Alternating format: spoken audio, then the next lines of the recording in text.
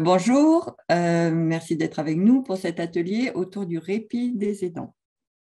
Je suis Carole Demulatier, coordinatrice à l'UNICEF, modératrice pour cet atelier qui sera animé par Charlotte Van Espen, psychologue coordinatrice au réseau Saint-Déficep. Bonjour. Et Isabelle Momy, coordinatrice nationale médico-sociale à la filière santé maladies rares Brain Team. Alors, donc, je rappelle, si des personnes sont arrivées entre-temps, que l'atelier sera disponible en replay, ce qui veut dire qu'il est enregistré. Donc, si vous voulez garder l'anonymat, vous pouvez modifier votre nom dans la liste spectateurs. Vous voyez votre nom, vous pouvez cliquer et modifier pour mettre que votre prénom ou un pseudo. Si vous prenez la parole, vous ne serez pas visible. Donc, on n'entendra que votre voix. Donc, il sera suffisant de dire votre prénom sans dire votre nom. Et comme ça, l'anonymat sera préservé. Voilà. Donc, on avait évidemment envisagé un atelier beaucoup plus interactif pour faire participer tout le monde. Mais là, l'atelier en ligne limité à 1 heure, ça va quand même nous limiter. Et donc, on risque de ne pas pouvoir faire exactement ce qu'on voulait. Mais dans tous les cas, ce qu'on a prévu, c'est relever toutes les questions écrites ou orales et regrouper tous les éléments de réponse qu'on pourrait avoir, les informations utiles, coordonnées de site, dans un document qui sera accessible sur le site de l'ARCEP ou qui sera envoyé par mail pour les personnes qui ont laissé leur mail au moment de l'inscription. Mais il sera sinon disponible sur le site de l'ARCEP. Voilà. Alors, comment se déroule l'atelier ? Vous allez donc pouvoir vous exprimer oralement ou par écrit. En bas de la fenêtre, vous voyez prendre la parole. Donc, vous cliquez dessus, vous avez levé la main. Voilà, ce n'est pas prendre la parole, c'est lever la main. Vous cliquez dessus, vous allez apparaître dans voulant intervenir. Et si vous ne souhaitez plus intervenir, vous rappuyez dessus et ça baisse la main. Voilà, si la question a été posée par ailleurs. Voilà. Donc, vous pouvez faire comme ça pour parler. Donc, vous ne serez pas visible à l'écran, on entendra juste votre voix. Et sinon, si vous préférez, vous avez un onglet questions. Vous pouvez poser vos questions ici par écrit. Donc, on va essayer de faire parler le plus possible, de noter toutes les questions écrites et y répondre si possible. Sinon, comme je vous disais, on va tout regrouper dans un document qui sera disponible sur le site de l'ARCEP et par mail pour ceux qui l'ont laissé à l'inscription. Voilà, je crois que pour ma part, j'ai dit tout ce que j'avais à dire et maintenant, je laisse la parole à Isabelle. Isabelle, on ne t'entend pas. Voilà, j'ai oublié de mettre le micro, je m'en excuse. Donc, merci Carole et bonjour à tous.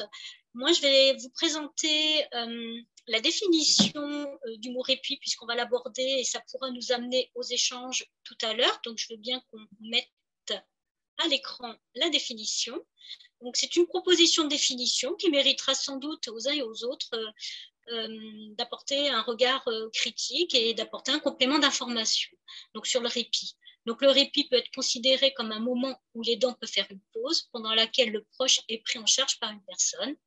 Ce moment peut être utilisé par l'aidant pour se soigner, se reposer, prendre du temps pour lui, pour aller à un rendez-vous ou participer à une activité de loisir. Le répit permet aussi de s'éloigner des obligations du rôle de l'aidant pour prendre du recul ou encore retrouver une relation différente avec son proche pour un temps donné. Voilà, à partir de cette définition-là, il y aura des échanges. Ce n'est pas du tout une définition qui m'appartient, c'est une définition que j'ai reprise. Voilà, et ça va me permettre de passer la parole parce que le répit, c'est le répit notamment là pour les aidants que nous pourrions aborder aujourd'hui. Et je vais passer la parole à Charlotte qui va nous aider à y voir plus clair sur la notion de c'est quoi l'aidant. Merci Isabelle. Bonjour à tous et bienvenue à cet atelier. Donc moi, je vais rajouter quelques mots sur c'est quoi l'aidant, mais je vais être très rapide puisque vous le savez mieux que moi et c'est vraiment pour ouvrir sur le thème du jour. Donc évidemment, le terme d'aidant, il est souvent utilisé pour une personne qui apporte de l'aide à une personne malade, en situation de handicap ou de dépendance, qui a besoin d'être aidée dans l'accomplissement des actes essentiels de la vie ou une surveillance, que ce soit de manière ponctuelle ou permanente. C'est quand même important de le préciser. Alors, évidemment, je tiens à souligner qu'on peut apporter de l'aide, hein, même quand la personne aidée n'est pas à un niveau de dépendance. Mais voilà, c'est ce que le terme d'aidant désigne généralement. Il existe évidemment des aidants professionnels, donc c'est vraiment le rôle et pour lesquels on fait parfois appel à eux. Mais là, on va vraiment parler de la place de l'aidant familial, du proche aidant. Comme vous le savez, il y a beaucoup de niveaux d'aide. L'aide, c'est un terme très, très global. L'aide, elle peut être matérielle, elle peut être organisationnelle, elle peut être affective, ça peut être du soutien psychologique, ça peut être une aide au maintien d'une vie sociale, une aide dans les actes de la vie quotidienne tels que les repas ou la toilette. Donc, voilà, on sait, et vous le savez mieux que nous, le rôle des dents dans la sclérose en plaques, qui peut être vraiment à plein de niveaux très différents, qui peut aller vraiment d'une aide, par exemple, dans les courses ou le ménage, et qui peut aller jusqu'à, dans certaines situations de perte d'autonomie, ce n'est pas toujours le cas, mais dans certaines situations, à des tâches plus nombreuses ou plus lourdes. Euh, et là encore, dans ces situations, parfois une aide dite professionnelle est ajoutée ou sollicitée. Voilà, donc l'idée vraiment de cet atelier, ça va être de discuter ensemble de vos besoins en tant qu'aidant, de vos questionnements, de vos difficultés, surtout sur donc, le thème du répit de l'aidant. Voilà, donc j'espère qu'on va pouvoir répondre au fur et à mesure à vos questions ou vos remarques. Donc, je ne vais pas parler plus longtemps, je vais vous laisser la parole. Donc, voilà, n'hésitez pas à signaler votre intention d'intervenir avec la petite main levée. Et puis, on vous donnera la parole ou par écrit pour ceux qui sont plus à l'aise par écrit pour qu'on puisse échanger ensemble. C'est à vous. Si quelqu'un a déjà aurait envie de commencer à intervenir par une question, une remarque ou un partage d'expérience sur le thème du répit de l'aidant.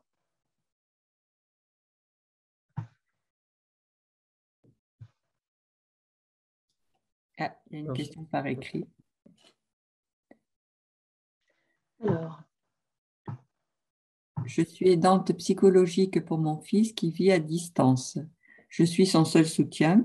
Comment savoir s'il y a une atteinte cognitive sur lui et comment gérer ses sautes d'humeur? d'accord. Alors, je me permets de prendre la parole, mais n'hésitez pas si quelqu'un veut compléter, hein, que ce soit l'un des participants, puisque là, pour l'instant, on n'est pas très nombreux, on peut peut-être se permettre. Si quelqu'un d'autre est dans une situation semblable, qui n'hésite pas à compléter, à intervenir aussi. Alors, c'est vrai que ça rajoute de la complexité parfois quand on est à distance, parce que du coup, c'est plus difficile d'évaluer ce qui se passe. Et puis en plus, bon, il peut y avoir aussi une difficulté à gérer ça aussi émotionnellement et ça peut être vraiment une situation difficile. Pour autant, c'est vrai que pour le coup, on peut être un vrai soutien psychologique même à distance, hein, donc ça, on imagine à quel point ça peut être important pour votre fils de vous avoir psychologiquement. Alors, pour ce qui est de la question de savoir s'il y a une atteinte cognitive le concernant et comment gérer ses sauts d'humeur, alors j'ai envie de dire c'est deux questions que je vais un petit peu distinguer. Alors, ça s'éloigne un peu du sujet du répit, mais ça fait partie des questions en tant qu'aidant. Pour l'atteinte cognitive, effectivement, si vous vous posez la question, c'est que vous avez peut-être remarqué quelque chose. Alors, comme vous le savez, il peut y avoir des évaluations cognitives pour les patients atteints de sclérose en plaques. Donc, à ce moment-là, il faut plutôt se tourner vers le suivi de votre fils et la possibilité de, par exemple, réaliser un bilan neuropsychologique pour voir quelle est l'atteinte cognitive, s'il y en a une, et si votre fils est d'accord pour ça. D'en discuter évidemment avec lui, ne serait-ce que par le fait de remarquer et de lui poser des questions sur ce thème.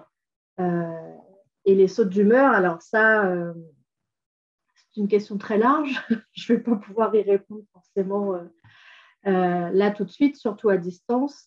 Mais c'est vrai que déjà dans la pathologie telle que la sclérose en plaques, les patients peuvent avoir une certaine irritabilité, des fluctuations d'humeur, un petit peu comme tout le monde, mais ça peut être d'autant plus vrai pour les patients atteints de cette pathologie. Donc, c'est vrai que ça peut être difficile en tant qu'aidant d'être confronté à ça et de savoir comment y réagir. Malheureusement, il n'y a pas de recette précise sur comment gérer les sautes d'humeur.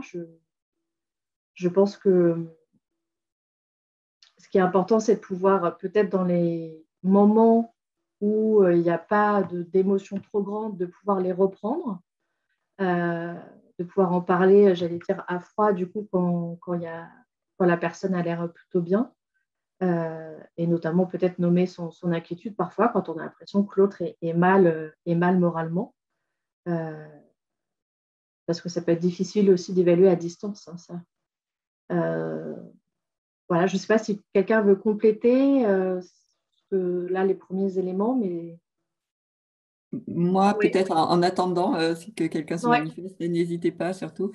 Juste, ça m'a fait penser, parce que ça fait partie effectivement de la fatigue des aidants, c'est cette pression psychologique comme ça. Et est-ce que il y aurait des groupes de parole peut-être aussi pour aborder certains sujets comme ça? Je ne sais pas. Tout à fait, Carole, oui, c'est une bonne remarque. Ça, ce genre de sujet, c'est tout à fait important de les aborder. Et c'est vrai que c'est le genre de thème qu'on aborde entre aidants aussi, pour se soutenir aussi.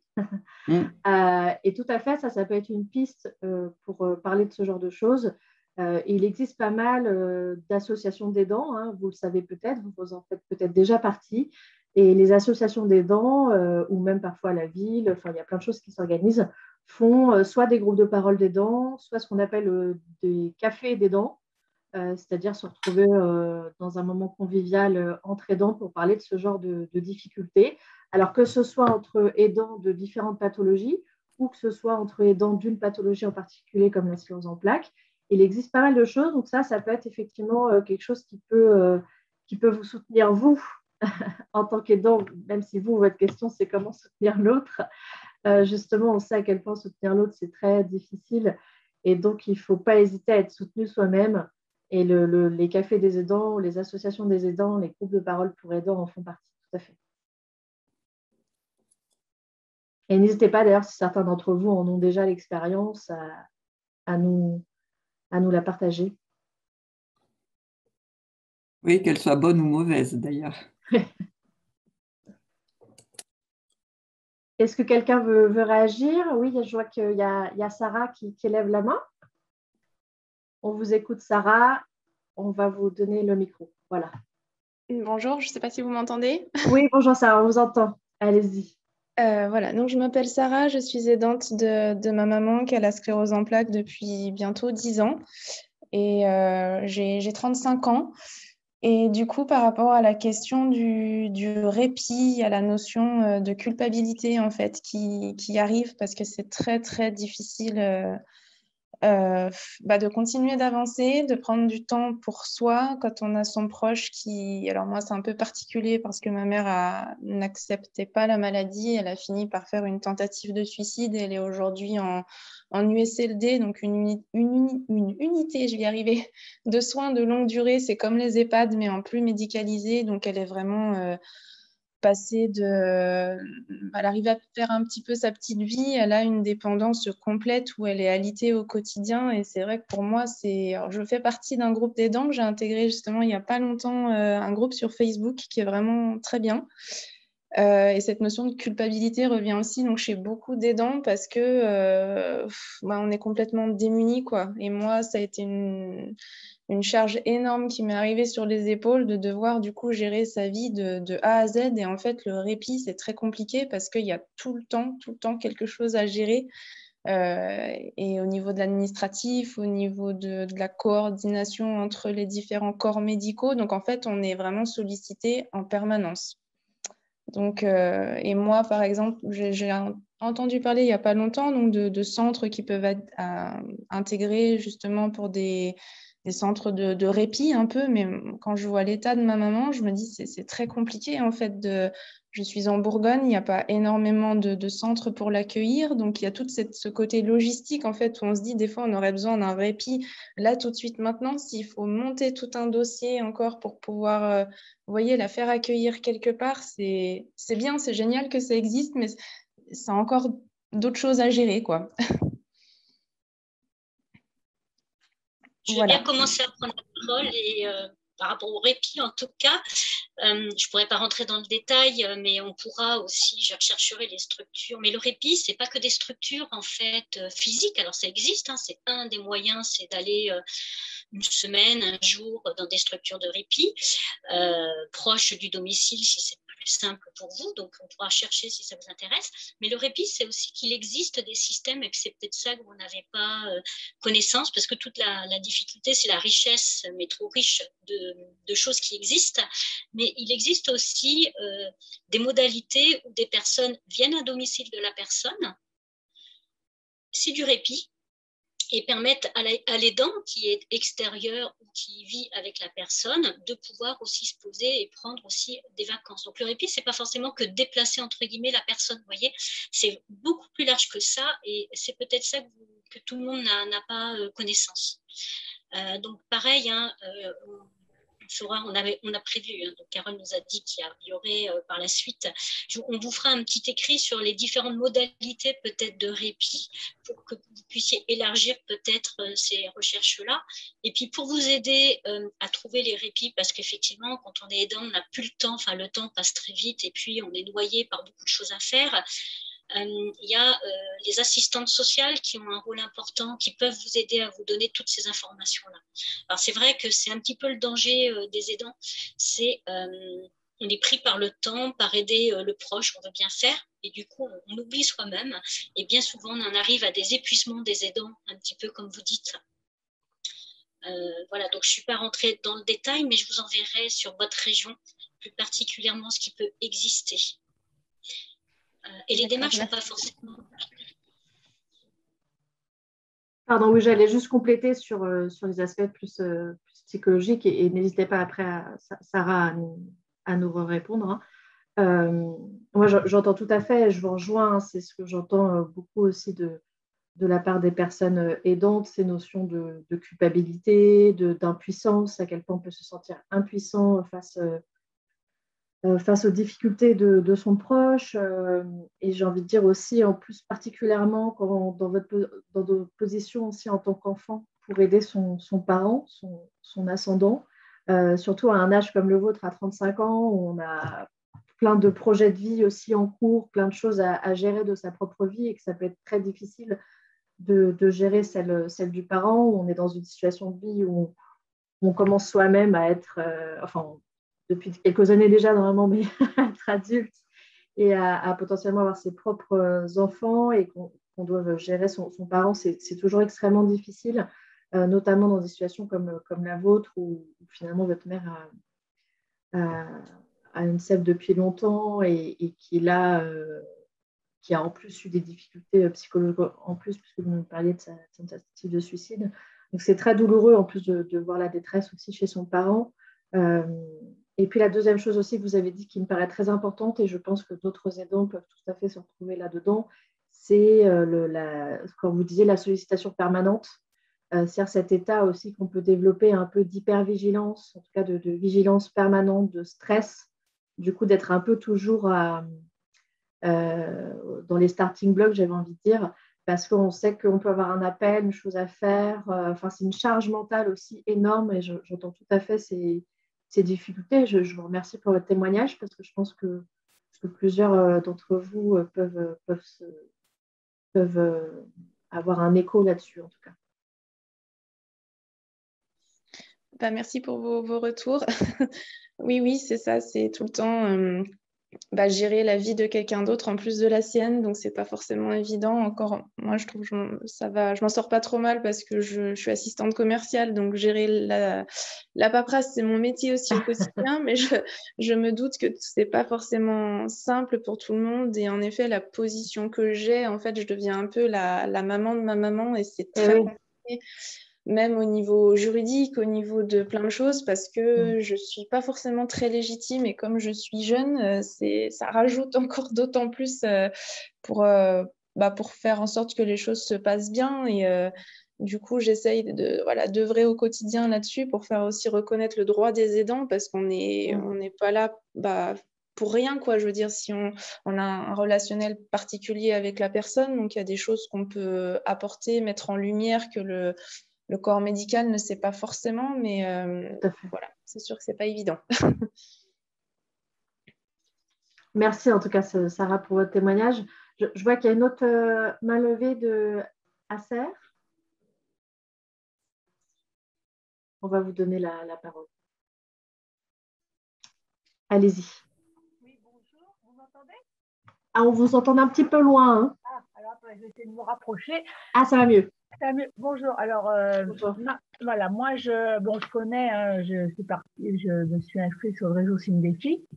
Voilà, moi, j'ai une TEP depuis une trentaine d'années qui se traduit beaucoup par des troubles cognitifs et des pertes de mémoire très importantes. Donc, qui entraîne chez moi de l'agressivité parce que je ne supporte pas de pas me souvenir. C'est très difficile. Donc, c'est aujourd'hui difficile à vivre et pour moi et pour mon conjoint, qui est du coup aidant de par mes troubles de mémoire parce que quand je me souviens pas, il faut qu'il me rappelle toujours quelque chose. Et donc, c'est très, très difficile à vivre et pour lui et pour moi. Là, ça devient une situation très compliquée. Voilà. Donc, je sais pas comment gérer ça au jour d'aujourd'hui. D'accord. Et votre conjoint la participe aussi à l'atelier? À côté de moi, oui. Ah, très bien. Oui, j'ai pris justement cet atelier pour qu'il participe et qu'il soit là. D'accord. Donc, c'est bien. Il nous écoute oui, il aussi. vous entend, oui. Alors, c'est vrai que là, ce que vous décrivez, c'est aussi quelque chose qu'on entend assez régulièrement parce que du coup, alors comme vous dites, déjà les troubles cognitifs peuvent faire que l'entourage va avoir ce rôle ou cette position de rappeler les choses ou de dire mais ça, tu m'as déjà dit ou tu ne me l'as pas dit, etc. Et c'est vrai que c'est ce genre de situations qui peuvent beaucoup irriter, en plus de l'irritabilité qu'on peut avoir même sans les troubles cognitifs. Donc, c'est vrai que ça peut créer beaucoup de tensions dans le couple. Là, je parle du couple parce que c'est votre cas, et je pense que c'est encore plus vrai dans le couple, mais ça peut l'être aussi dans d'autres relations en tant qu'aidant et aidé.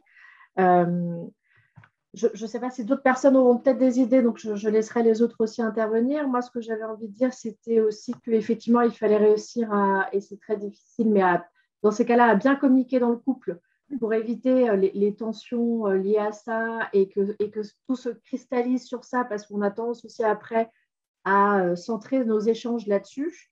Or, il faut faire l'effort, en tout cas, de faire attention dans le couple à avoir d'autres types d'échanges que cela, et de faire attention à essayer de préserver un peu le couple à côté. Et puis l'autre chose, c'était aussi peut-être trouver des techniques pour tout ce qui concerne en tout cas l'atteinte cognitive, et notamment vous parliez de la mémoire, d'essayer de trouver aussi d'autres techniques où votre conjoint n'a pas forcément participation, c'est-à-dire vous-même trouver des astuces pour, alors ça passe soit par trouver des astuces avec, par exemple, une orthophoniste. Les orthophonistes, vous savez, font de l'accompagnement cognitif. Voilà, tout à fait. Et trouver des astuces pour essayer de, le plus possible, en tout cas, combler ces difficultés-là pour pas que ce soit le moins possible votre aidant qui le fasse. Quitte à discuter vraiment ensemble de jusqu'où votre conjoint peut vous aider à ce niveau-là ou pas. Vous voyez, un peu définir quelles sont les choses sur lesquelles vous pouvez vous débrouiller et quelles sont les choses sur lesquelles lui va vraiment vous rappeler ou vous redire les choses importantes ou vous signaler quand il y a quelque chose d'oublié ou de mis de côté. Vous voyez, il ne faut pas hésiter à vraiment poser les choses de manière très concrète ensemble pour éviter justement les ressentiments, les tensions, les conflits qui peuvent venir émerger. Il ne faut vraiment pas hésiter à poser les choses ensemble, se décider ensemble sur là où votre conjoint ou pas intervient, Et puis surtout, ne pas oublier les autres moments de couple importants pour équilibrer, j'ai envie de dire, les moments de tension avec les moments agréables qui, on l'espère, peuvent continuer en parallèle dans le couple et que tout ça ne prenne pas toute la place dans le couple. Merci. Je vous en prie. Je ne sais pas si peut-être d'autres personnes ont des remarques là-dessus ou ce genre d'expérience aussi. Juste, moi, tu parlais de l'orthophoniste pour aider à l'organisation dans les troubles cognitifs. Est-ce qu'il y a aussi l'ergothérapeute qui peut aussi aider à l'organisation, aider à ce genre de choses ou non? Oui, je pense que l'ergothérapeute peut aussi apporter une aide. C'est vrai que je pensais plus à l'orthophoniste parce que c'est souvent la professionnelle qu'on voit en cas de difficultés cognitives et que c'est vraiment elle qui va développer ça et voir en fonction aussi des facultés cognitives qui sont encore bien en place pour compenser celles où il y a plus de difficultés. Mais effectivement, l'ergothérapeute, je pense, peut aussi apporter un conseil là-dessus. Les psychologues aussi, d'ailleurs, peuvent aussi parfois avoir cette sensibilité-là. Et puis surtout, je pense qu'il faut aussi en parler évidemment aux neurologues pour qu'ils vous orientent vers ce genre de prise en charge, notamment pour l'orthophonisme, parce qu'il y a besoin d'une ordonnance. C'est une parenthèse. Et effectivement, là encore, c'est aussi une difficulté, je pense, que plusieurs aidants traversent. Donc là aussi, je pense qu'il y a pas mal de groupes d'aidants qui parlent de ça, notamment en tout cas pour les maladies neurologiques. Qui parle de ses difficultés à gérer les difficultés cognitives de son proche. Donc là aussi, évidemment, n'hésitez pas, pour le conjoint de madame qui se nomme là Asser, aussi de vous rapprocher aussi pour vous avoir un soutien sur comment les autres aidants gèrent ce genre de difficultés, puisqu'il y a pas mal de maladies malheureusement qui peuvent avoir une atteinte cognitive. Et donc, vous n'êtes évidemment pas le seul concerné par ces questions-là. Donc là aussi, n'hésitez pas à vous rapprocher d'autres aidants ou d'associations, etc. Je vois Sarah qui relève la main, je crois. Je ne sais pas si c'est la même Sarah. Oui, c'est encore moi. Vas-y, je vous en prie.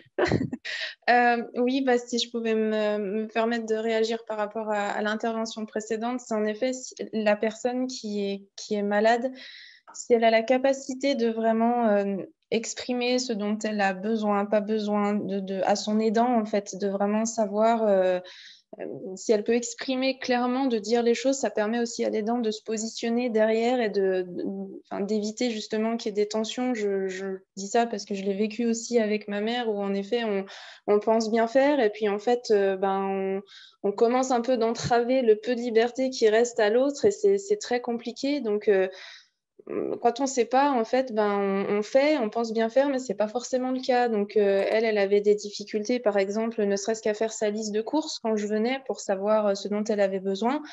Alors, plutôt que d'y passer 3 heures à chaque fois que je venais, je lui disais, prends note, en fait, les choses. Dès que tu penses à quelque chose, un article dont tu as besoin, tu le notes sur la liste et puis après, on repasse tout en revue et c'est des petits trucs et astuces, mais ça permet au moins à chacun de trouver sa place, entre guillemets, je pense. Non, moi, je suis d'accord avec ce que vous dites par rapport au fait de noter au fur et à mesure. C'est très bien, mais par rapport à la liste de courses, moi, je connais les mêmes problèmes. Effectivement, je vais noter. Hein. Il n'y a pas de problème, je vais noter au fur et à mesure. Je pars avec ma liste de courses. Mais je vais revenir, il va m'en manquer. Même si j'ai la liste de courses sous les yeux. Parce que je ne sais pas, mais je ne sais pas pourquoi. Hein. Donc, c'est très difficile. Et même si je le note tout de suite, alors maintenant, ce qui se passe, c'est que je vais le noter tout de suite. Je note tout dans mon portable. Mais j'ai aussi un petit carnet où je note des choses, mais il suffit que je perde quelque chose, mais c'est la panique, quoi. C'est la panique. Si vous faites des courses petit à petit, si vous faites des courses peut-être petit à petit, je dis, bon, ça vous oblige après à vous déplacer plus. Je me demandais maintenant s'il valait mieux pas d'y aller plus souvent que d'y aller qu'une fois par semaine. Ouais, c'est ce que j'étais en train de me poser comme question. Alors, oui, alors moi, je rejoins tout à fait Sarah sur son conseil. Et puis, parce qu'effectivement, quand vous dites, je ne sais pas pourquoi, mais j'en oublie des choses sur la liste, clairement, il y a des raisons. Hein. Les courses, c'est une activité forte en énergie, en fatigue. Et comme on le sait, dans la sclérose en plaques, il y a beaucoup de fatigue et on peut être très sensible à ce genre d'activité parce que les courses, ça veut dire du déplacement, de l'effort physique, du bruit, du monde, etc. Et tout ça, c'est des facteurs de fatigue. Et donc, quand on est fatigué, on est moins concentré, on a moins d'attention, on a moins de possibilités de faire les choses comme on le voudrait et donc on en oublie la moitié de la liste de courses. Donc ça, c'est tout à fait des situations que vous pouvez rencontrer. Comme vous l'avez dit, Sarah, alors oui, parfois, il faut réorganiser un peu son système de course. Ah, Et Charlotte, oui, dis-moi, il y a un Carole, problème. on m'entend plus? Non, c'est Ah, bon? ça y est, c'est D'accord. revenu. Donc, je disais, oui, il ne faut pas hésiter effectivement à repenser ses courses. Et puis aussi, je sais que c'est difficile, hein, c'est plus facile à dire qu'à faire, mais il ne faut pas hésiter aussi à parfois dédramatiser ce genre d'événement, c'est-à-dire essayer de prendre du recul aussi sur le fait que effectivement, vous avez oublié tel ou tel ingrédient de votre liste et de vous réorganiser. Vous voyez, je pense qu'il y a les deux. Il y a les aides à revoir comment faire ses courses, mais il y a aussi tout le recul à prendre psychologiquement pour que tout ça ne vous prenne pas non plus aussi beaucoup d'énergie mentale, j'allais dire, ou psychologique. Ça me paraît important aussi. Ouais, c'est ça. Et puis pour rebondir sur ce que Sarah disait, je guette, hein, s'il y a d'autres personnes qui veulent réagir, n'hésitez pas. Je trouve ça très, très important aussi ce que Sarah disait de cette discussion quand le patient, c'est-à-dire vous, madame, peut le faire, et j'ai l'impression que c'est le cas, de voir ensemble en quoi l'autre peut être aidant. Parce que ça, c'est essentiel, parce que comme Sarah le disait, parfois on a tendance à faire à la place d'eux ou à anticiper. Et parfois, malheureusement, ce n'est pas ce qui est le plus aidant, comme disait Sarah, parce que du coup, on grignote sur l'autonomie ou sur des choses importantes du patient ou de la patiente. Et donc ça, c'est essentiel aussi. D'où l'importance d'avoir une communication aidant-aidé. Ouais. Ça, si peut-être d'autres personnes veulent intervenir.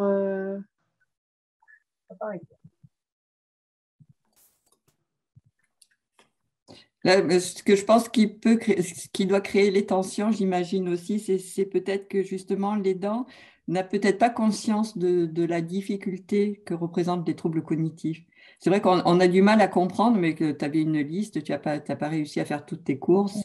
Voilà. Mais ça doit être compliqué à comprendre pour l'aidant. C'est peut-être une chose sur laquelle il faut communiquer plus pour aider à faire comprendre ce problème-là.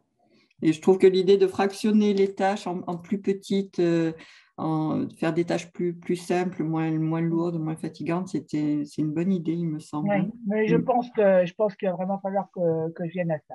Ouais, j'en ai pris conscience là.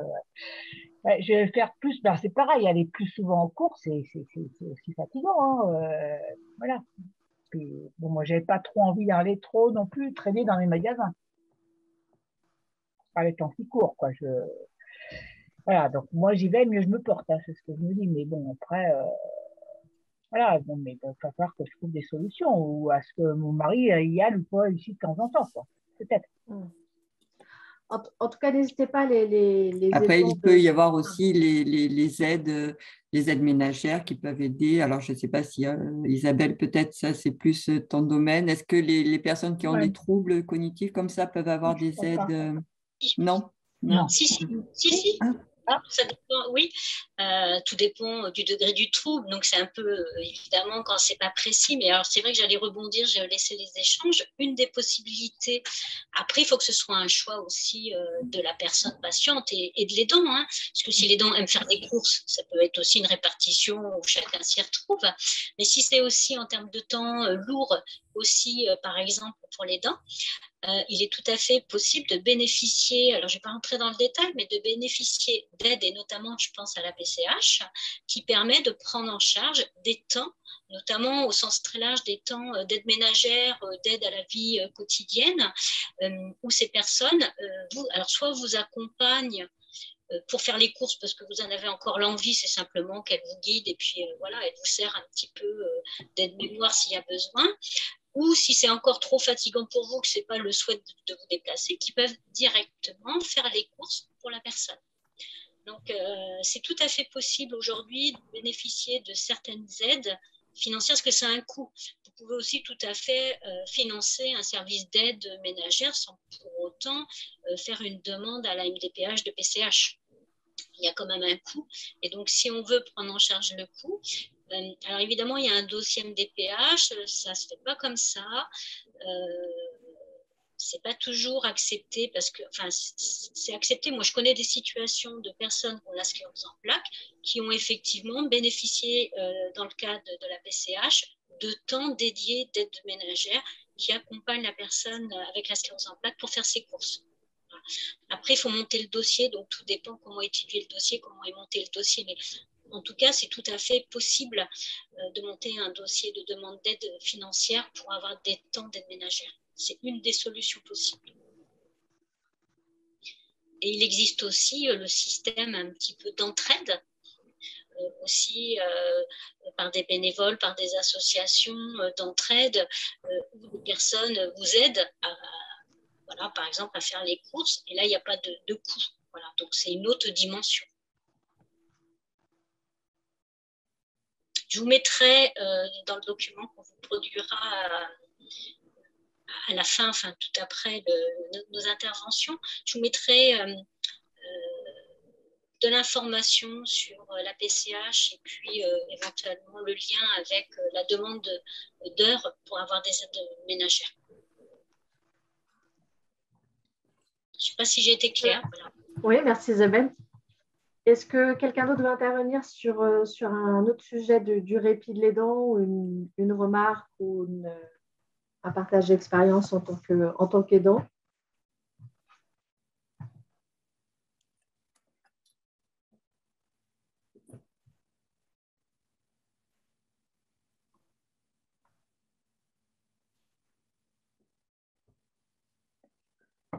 Bon, si personne n'a de questions pour le moment, moi je me disais peut-être que Charlotte, tu peux nous reparler un petit peu de ce que c'est la charge mentale, l'hypervigilance ou la surprotection, enfin peut-être un peu comment se positionner peut-être en tant qu'aidant, pas en faire trop et pas en faire pas assez ou pas culpabiliser peut-être.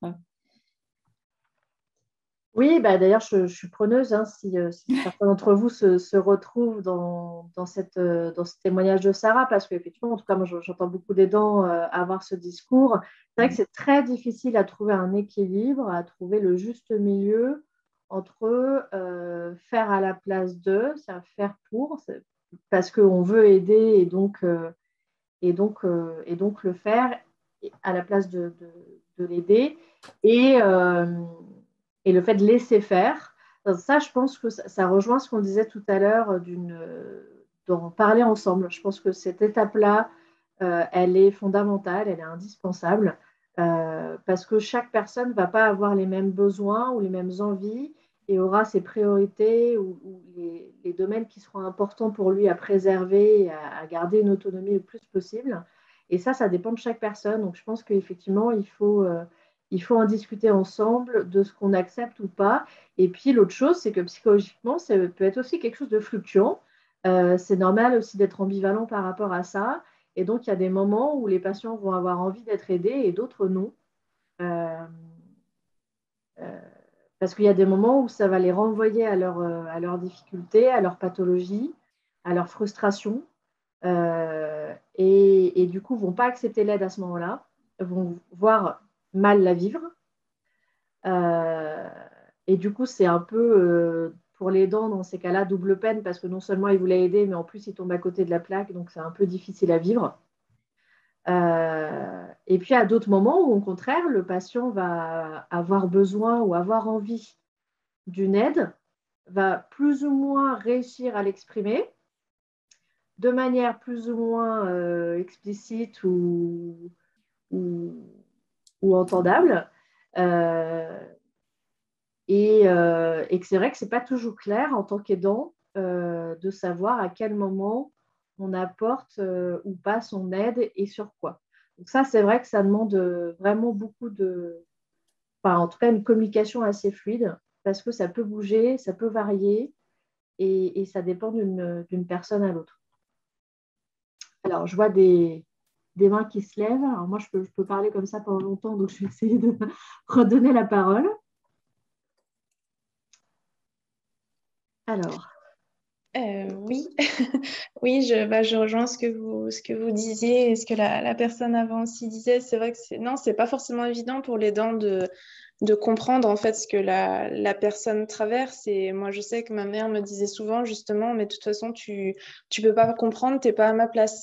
Mais en fait, du coup, c'est compliqué parce qu'on veut essayer quand même d'apporter son aide et au final, ben, on se rend compte que ça fait plus de mal qu'autre chose à la personne. Donc, c'est sûr que c'est vraiment difficile de se positionner dans ce cas-là. Et en plus, quand la personne, enfin moi je sais que ma mère avait été très culpabilisante par rapport à moi parce que je fais beaucoup de sport et notamment de la course à pied. Donc quand j'allais à mes entraînements, alors je m'amusais pas à lui dire oui je vais courir, mais je disais je vais à mon entraînement et du coup elle me disait bah oui bah, toi de toute façon tu peux faire donc tu as de la chance, tu peux marcher, tu peux courir. Bah je lui disais oui, mais enfin, qu'est-ce qu'il faut que je fasse en fait? Il faut que je me mette moi aussi à être comme toi pour qu'on arrive à un pied d'égalité. Enfin, il y avait toujours ce déséquilibre en fait en permanence. Donc, comment trouver sa place? Ouais, c'est vraiment difficile.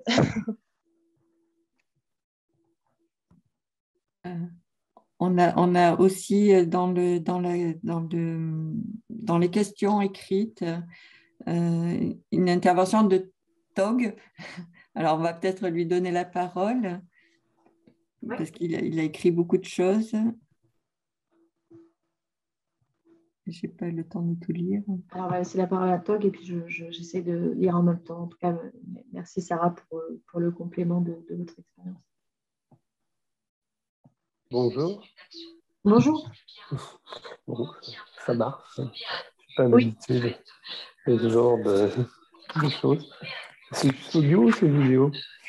C'est audio. Non, on vous entend seulement. Très bien. Bon. Et oui, j'avais fait une intervention qui est un peu plus large que moi-même à propos de ce qui est de lieu de mutualisation. Parce que jusqu'à ce jour, on n'avait pas tellement trouvé d'ailleurs de lieu. Ce qui est proposé pour ma compagne, par exemple, qui est un stade assez avancé, c'est l'EHPAD, vous voulez pas de psychiatrique même, parce qu'elle a quand même beaucoup de moments de troubles. Et voilà, je ne sais pas ce que vous connaissez qui existe. Je sais que dans d'autres pays, c'est même réputé être un peu une des meilleures prises en charge. Mais à ma connaissance, il n'en existe pas beaucoup en France, ou peut-être pas du tout. Alors peut-être que mutualisation, c'est pas assez clair pour tout le monde. Si je comprends bien, mais Isabelle va pouvoir, je pense, mieux répondre que moi sur ça. Mais ce que vous appelez les lieux mutualisation, c'est où à la fois il y a un hébergement, mais aussi des contacts sociaux, ce genre de choses. C'est ça que vous appelez mutualisation? Non, mutualisation. Enfin, ça peut être, c'est une petite partie.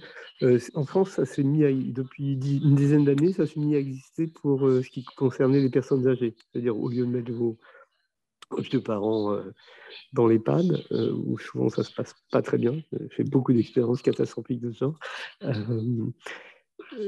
C'est donc la réunion de plusieurs familles ayant le même problème ou des problèmes proches dans un lieu donné. Ah oui, d'accord. Et pour qu'il y ait un relais, quelques personnes en plus. Et ça marche normalement bien. D'ailleurs, à un précédent congrès de l'ARSAP, il y avait un témoignage d'un chef de service canadien qui disait que depuis la vingtaine d'années où ils font ça, pour eux, c'était très bien parce que comme la sclérose en plaques, l'état peut varier énormément. Par exemple, ma compagne, c'est une bonne psy, elle est vive, intelligente, mais il y a des moments où ça va vraiment pas du tout, mais il y a plein de moments où elle est vraiment capable. Elle a même fait des formations exprès. Pour ça, en plus de sa formation de psy ou de thérapeute systémique il y a 40 ans. Ouais. Et donc voilà, elle est vraiment, en plus, elle connaît bien la maladie, donc elle est là à des moments tout à fait capable elle-même aussi d'aider les personnes. Mais il y a d'autres moments où, au contraire, et notre fille la plus jeune, sur qui ça repose beaucoup, et moi, on est totalement débordés à de nombreux moments par la difficulté que présentent ces accompagnements. Je pense que ça peut parler à beaucoup de gens. Tout à fait.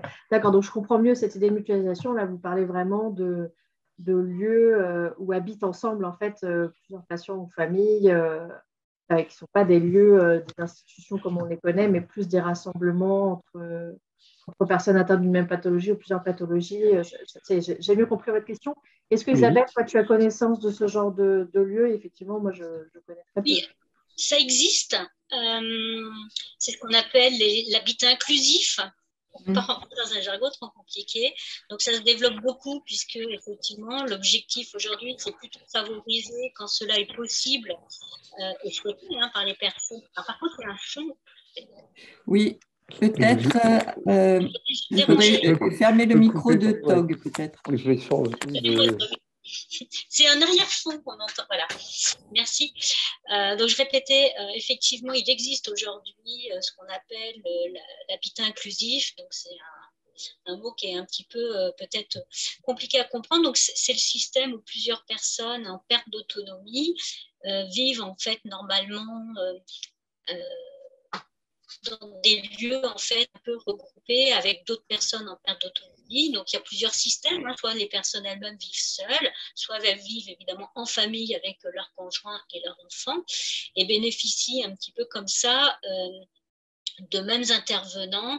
Ils ne se retrouvent pas non plus seuls, isolés dans un habitat. Voilà, c'est un petit peu du collectif sans être effectivement le système établissement spécialisé où là, la personne, même si quand on rentre en établissement spécialisé, c'est pas une prison, on peut en sortir à tout moment, mais si on y va, si la personne y va, c'est qu'elle a besoin.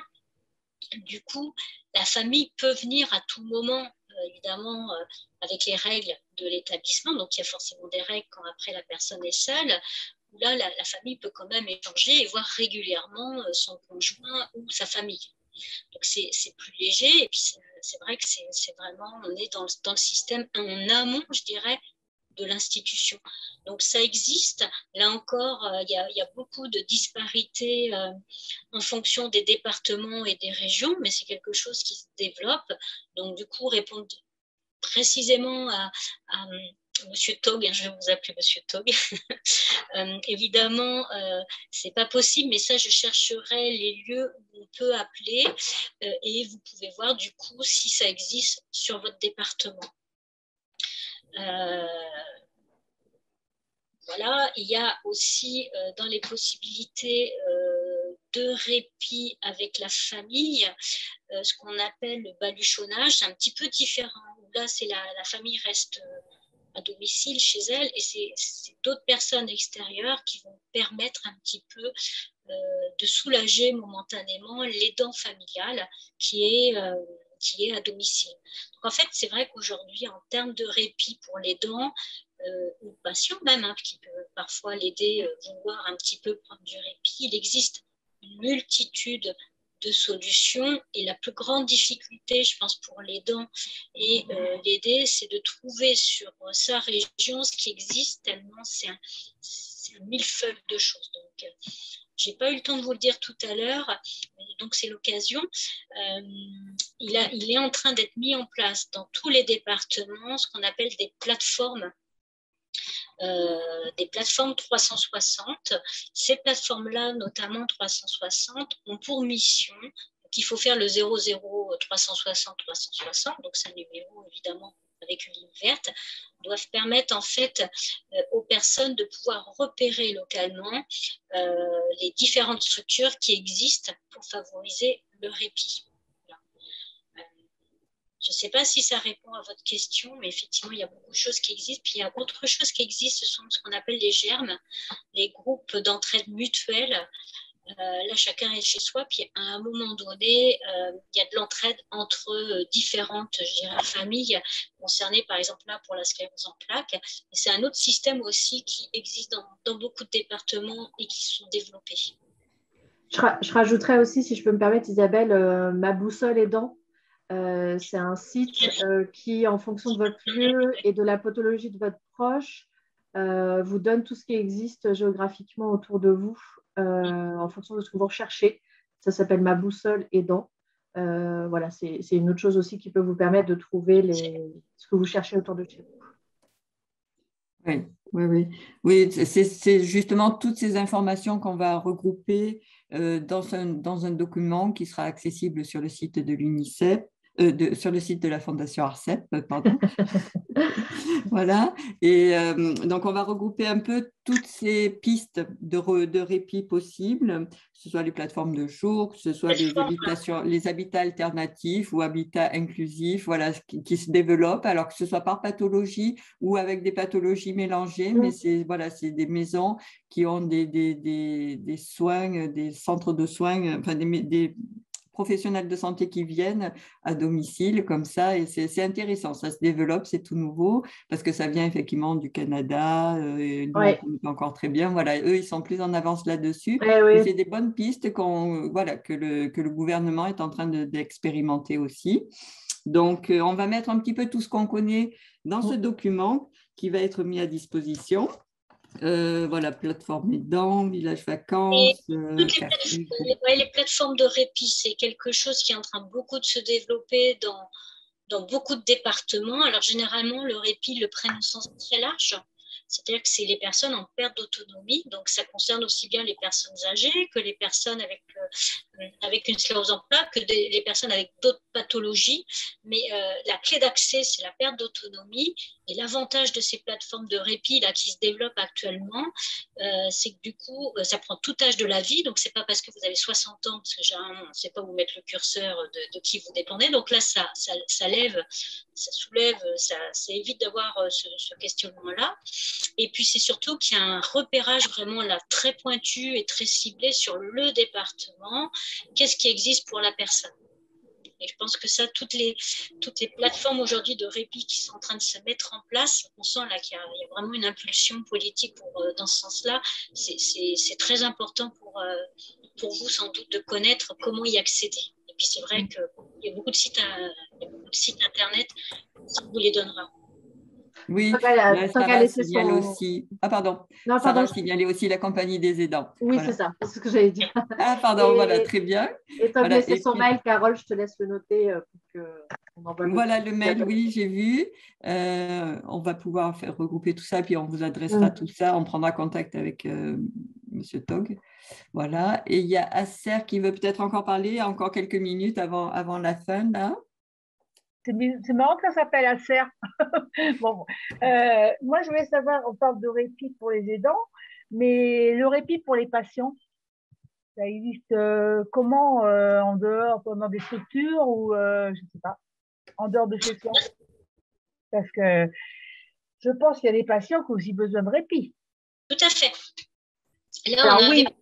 Là, c'était un atelier pour les aidants en l'occurrence. Ah oui. Parce que justement, souvent on les oublie. Alors là, on a voulu dédier un moment pour les aidants parce que ça nous paraissait important aussi qu'ils aient vraiment leur place. Mais évidemment que ça existe pour les patients. Là, je ne suis pas sûre qu'on ait le temps du coup là de Non, parce que là, ça y est, on arrive à la fin. Moi, je pense toujours au cure thermal que je trouve vraiment très agréable pour les patients parce que c'est un moment vraiment pour les patients, pour les aidants aussi d'ailleurs ensemble. Et par exemple, il y en a quelques-unes qui ont vraiment des séjours dédiés sclérose en plaques pour le patient et pour les dents. C'est vraiment des très bons moments qui durent à long terme. Donc ça, c'est des possibilités. Il y a aussi les villages vacances qui sont aussi un peu dans cet esprit-là de dire bon on essaie de mettre la maladie un peu de côté, on prend en charge tout ça et on fait des vacances, voilà, comme ça, il y a des villages vacances. Et il y a aussi les plateformes de répit de jour ont un nouveau cahier des charges là depuis peu où il est intégré dedans cette notion de temps partagé ensemble, de temps agréable partagé entre les dents, l'aider. C'est aussi cette idée de sortir de la maladie. Donc, on prend en compte tous les besoins médicaux de la personne malade, mais on fait en sorte qu'il y ait du temps libéré pour faire des activités ensemble, en dehors, sans penser à la maladie, justement. Donc, ça, c'est les plateformes de répit avec leur nouveau cahier des charges. On le mettra aussi en info dans le document, comme ça vous donnera des pistes un petit peu. Et puis là, je pense qu'il va falloir clore l'atelier maintenant parce que ça y est, on arrive à l'heure. On espère qu'on a pu aborder un peu quelques sujets qui vous ont intéressé, qu'on va pouvoir vous mettre d'autres pistes plus intéressantes encore dans le document. Voilà, moi je vous dis au revoir. Je laisse la parole à Serre pour finir et puis à mes collègues aussi. Merci beaucoup à tous. Merci à tous de votre participation. J'espère effectivement qu'on a pu aborder quelques thèmes que vous aviez en tête avant de participer et que ça a pu répondre à vos attentes. Merci en tout cas pour votre participation à cet atelier. Et puis je laisse un petit mot aussi d'au revoir à Isabelle. Merci à tous en tout cas. Et bonne journée, bonne continuation. Et moi aussi, je vous remercie vraiment beaucoup à tous d'avoir contribué. C'était pas un exercice facile, le visio par rapport à la thématique et nous à la manière qu'on voulait que ça se passe, parce qu'on était vraiment sur les échanges. On voulait pas une théorie, parce que la théorie, il suffit d'aller sur Internet. Donc c'est vrai que c'est le partage des échanges qui fait la richesse en fait, et c'est comme ça qu'on apprend mieux et qu'on comprend peut-être certaines choses. Donc voilà, un grand merci pour ceux qui ont permis en fait de favoriser les échanges. Et j'espère qu'on a pu répondre à une partie, en tout cas, de vos questions, pardon. Merci à tous et puis je vous souhaite un bon week-end.